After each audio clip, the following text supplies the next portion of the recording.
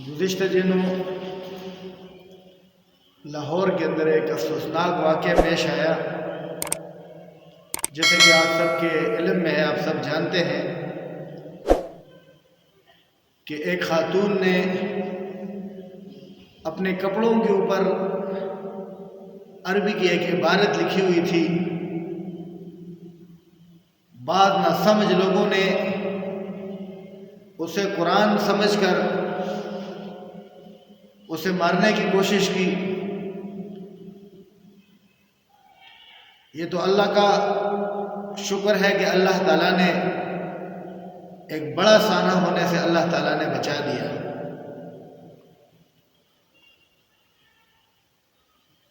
تو سامعین اکرام، اس واقعے کی وجہ سے چند باتیں میرے ذہن میں آتی ہیں۔ پہلے تو اس کی وضاحت کر لیں کہ اس عورت نے جو عبارت لکھی ہوئی تھی، بہت سارے لوگ اس پر مختلف تبصرے کرتے ہیں۔ کوئی کہتے ہیں حلوہ لکھا ہوا تھا، کوئی کیا کہتے ہیں، کوئی کیا کہتے ہیں۔ تو یاد رکھیں، اس عورت نے جو الفاظ لکھے ہوئے تھے وہ حلون یا حلوہ۔ عام طور پر جو مصری لوگ ہیں ان کے ہاں اس لفظ کا زیادہ استعمال ہوتا ہے، باقی عرب کے ہاں بھی ہوتا ہے۔ حلون جب وہ کسی اچھی چیز کو دیکھتے ہیں، جیسے کہ ہم انگلش کے اندر نائس کہہ دیتے ہیں یا بیوٹیفل کہہ دیتے ہیں، اسی طرح اردو کے اندر ہم کہتے ہیں کہ خوبصورت، پیارا۔ تو اس کے لیے عربی کے اندر لفظ حلو یا حلوہ استعمال ہوتا ہے۔ اب دوسری طرف آپ عوام کی جہالت کو دیکھیں کہ بغیر کسی تحقیق کے مارنے، قتل کرنے پر تیار ہو جاتے ہیں۔ یہ ہماری ایک سوچ، ہمارا ایک عجیب سا نظریہ ہے۔ اس قوم کی اجتماعی سوچ، اجتماعی فکر اتنی نیچے گر چکی ہے کہ بھائی بغیر کسی سوچے سمجھے کوئی بھی کام کر لیتے ہیں۔ جس طرح کہ وہ مشہور ہے نا کہ ایوب خان کے بارے میں لوگوں کے اندر مشہور ہے کہ ایوب خان نے انڈیا والوں سے کہا کہ میرے پاس ایسی قوم ہے کہ جو پہلے حملہ کرتے ہیں اور بعد میں سوچتے ہیں کہ ہم نے کیا کیا۔ لیکن آپ یقین جانیں، ہم اس سے بھی بڑھ کر ہیں۔ ہم وہ لوگ ہیں کہ کام کر لیتے ہیں اور اس کے بعد بھی نہیں سوچتے کہ یہ ہم نے کیا کیا۔ جس طرح کی ایک مشہور مثال ہے، ہماری حالت بھی آج ایسی ہی بنی ہوئی ہے کہ وہ ایک مشہور واقعہ ہے کہ ایک بندہ بھاگ رہا ہے، دوسرے بندے نے اس کے دیکھا دیکھی اس کے پیچھے بھاگنا شروع کر دیا، تیسرے نے دیکھا تو وہ بھی پیچھے پڑ گیا۔ کرتے کرتے 7 آدمی آگے پیچھے بھاگ رہے ہیں، بھائی لگاتار بھاگ رہے ہیں، سانس پھولے ہوئے ہیں۔ اب ایک آدمی سامنے آیا اور اس نے اس بندے کو روکا کہ بھائی آپ کیوں بھاگ رہے ہو؟ اس آخری والے کو، آدمی نے آخری والے آدمی کو پکڑا اور اس سے کہا کہ بھائی آپ کیوں بھاگ رہے ہو؟ تو اس نے کہا یہ تو مجھے پتہ نہیں، اگلا بھاگ رہا ہے تو میں بھی بھاگ رہا ہوں۔ اگلے سے پوچھا آپ کیوں بھاگ رہے ہو؟ کہا یہ تو مجھے پتہ نہیں، اگلا بھاگ رہا ہے۔ کرتے کرتے جب وہ پہلے آدمی کے پاس پہنچا تو اس سے پوچھا کہ بھائی آپ کیوں بھاگ رہے ہو؟ اس نے کہا دراصل میری بھینس گم ہو گئی ہے، میں اس کے پیچھے بھاگ رہا ہوں۔ تو آج آپ یقین جانیں، یہ بڑی ایک سوچ اور فکر کا مرحلہ ہے کہ ہم کتنے ناسمجھ لوگ ہیں، کتنے بے صبر لوگ ہیں کہ ہمارے اندر صبر نہیں ہے۔ اسی طرح کا ایک انٹرویو میں ایک دفعہ دیکھ رہا تھا، یاسر شامی کا ایک انٹرویو میں دیکھ رہا تھا، تو اس کے اندر وہ جگہ جگہ لوگوں کو روکتا ہے اور ان سے پوچھتا ہے کہ آپ کا حلیمہ سلطان کے بارے میں کیا خیال ہے۔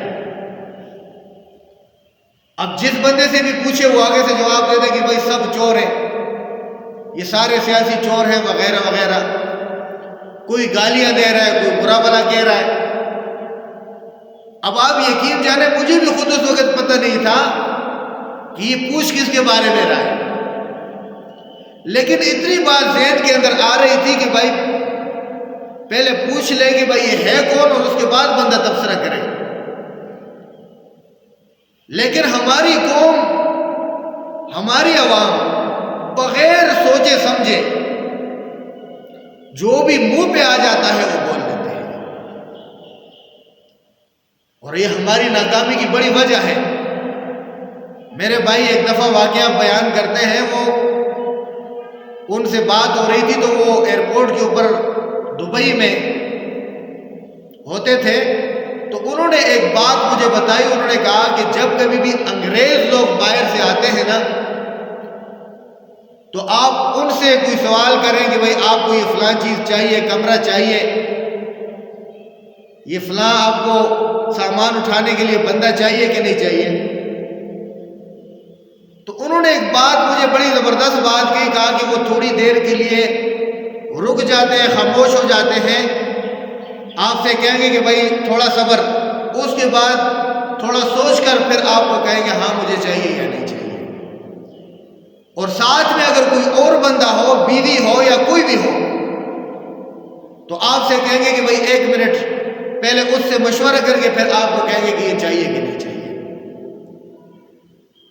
اور دوسری طرف ہماری حالت کو آپ دیکھیں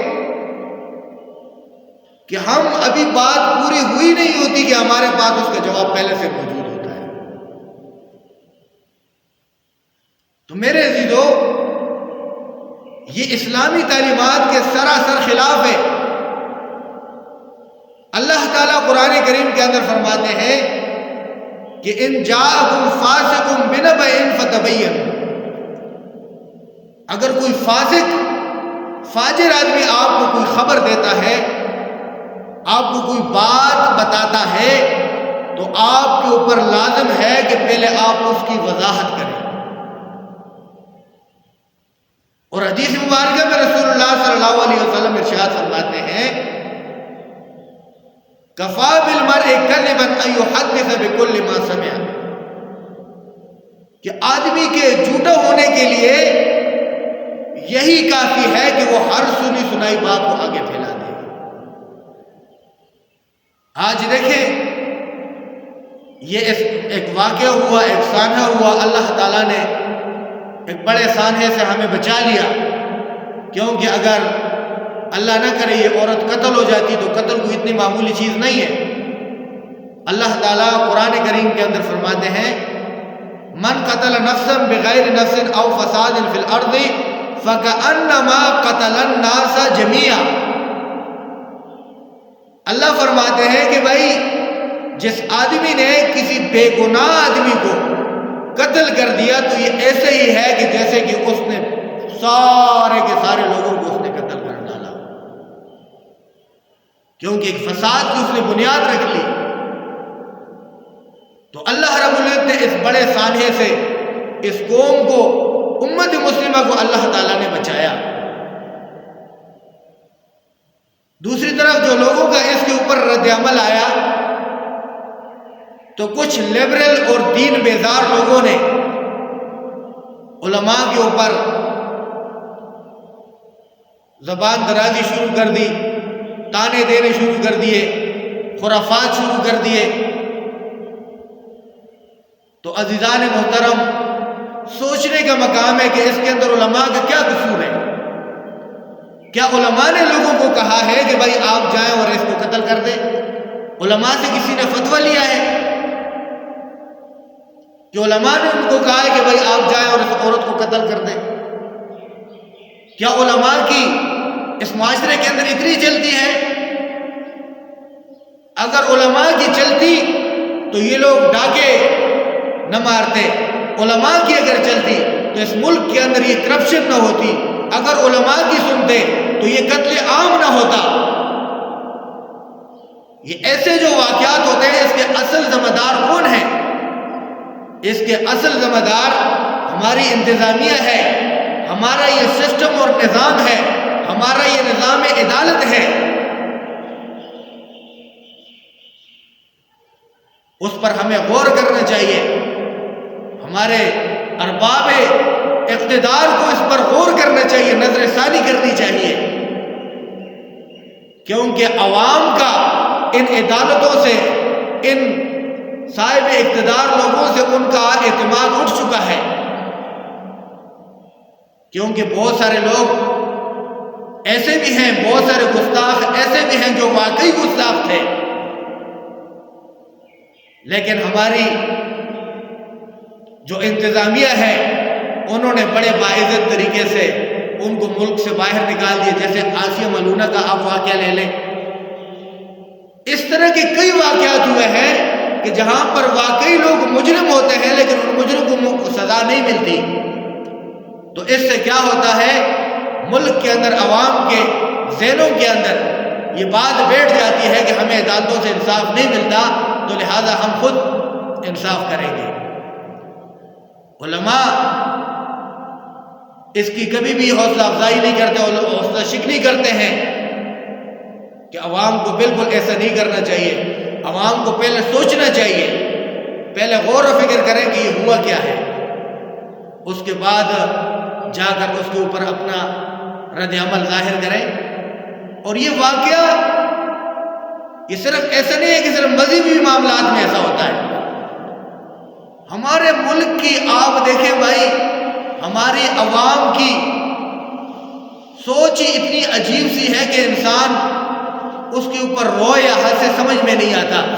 آپ شہروں کے اندر دیکھیں، ایک بندے کا ایکسیڈنٹ ہو جاتا ہے، اب جس بندے سے غلطی سے دوسرا بندہ زخمی ہو جاتا ہے یا وہ فوت ہو جاتا ہے تو وہاں پر ہزاروں لوگ جمع ہو جاتے ہیں اور اس بندے کو مار مار مار کے لہو لہان کر دیتے ہیں یا اس کی جان لے لیتے ہیں۔ پھر اسی طرح کا ایک واقعہ ایسے بھی ہوا کہ آپ نے سنا ہوگا کہ 2 چوروں کو پکڑ کر ان پر پیٹرول ڈال کر ان کو جلا دیا گیا۔ اب یہ عوام ایسی عوام ہے کہ پوچھتی بھی نہیں ہے، ایک بندہ 10 بندے ایک بندے کو مار رہے ہیں تو یہ جا کر یہ نہیں پوچھیں گے کہ کیوں مار رہے ہو آپ، یہ بھی اپنا ہاتھ صاف کر لیں گے بھائی۔ تو اللہ کے بندو، جس طرح میں نے آپ سے عرض کیا کہ کراچی کے اندر ایک ایسا واقعہ ہوا کہ بھائی ان 2 بندوں کو جلا دیے گئے، کیوں بھائی یہ چور تھے، اور پوری قوم نے بھائی ان کو خراج تحسین پیش کی کہ آپ لوگوں نے اچھا کام کیا۔ ہمارے استاد محترم جو اس علاقے کے تھے انہوں نے بتایا کہ بھائی مجھے باوثوق ذرائع سے یہ پتہ چلا ہے کہ حقیقت میں یہ بندے چور نہیں تھے، یہ کوئی لڑکی کا معاملہ تھا، تو ان لوگوں نے ان کو بگاتے بگاتے پیچھے سے آواز لگا دی چور چور چور چور، اور لوگوں نے بغیر کسی تحقیق کے ان کو جان سے مار دیا اور پھر مزید اس کے اوپر پیٹرول ڈال کر ان کو زندہ جلا دیا۔ تو جب تک ہماری انتظامیہ ارباب اقتدار اس کا کوئی حل نہیں نکالیں گے، ہمارا جو سسٹم، ہمارا جو نظام ہے، جب تک وہ ٹھیک نہیں ہوگا تب تک ایسے واقعات ہوتے رہیں گے۔ ان کے اوپر علماء کرام کو لعن طعن کرنا، ان کو تنقید کا نشانہ بنانا، یہ صرف اور صرف دین بیزاری کی علامت ہے، وگرنہ علماء ایسے واقعات کی حوصلہ شکنی کرتے آ رہے ہیں اور ہمیشہ کرتے رہیں گے کہ بھائی یہ واقعات کا علماء کے ساتھ، دین کے ساتھ کوئی بھی تعلق نہیں۔ مولانا محمد شعیب ہزاروی صاحب کے مزید بیانات سننے کے لیے چینل کو سبسکرائب کریں اور بیل کے آئیکن کو پریس کریں تاکہ نئی آنے والی ویڈیوز آپ کو مل سکیں۔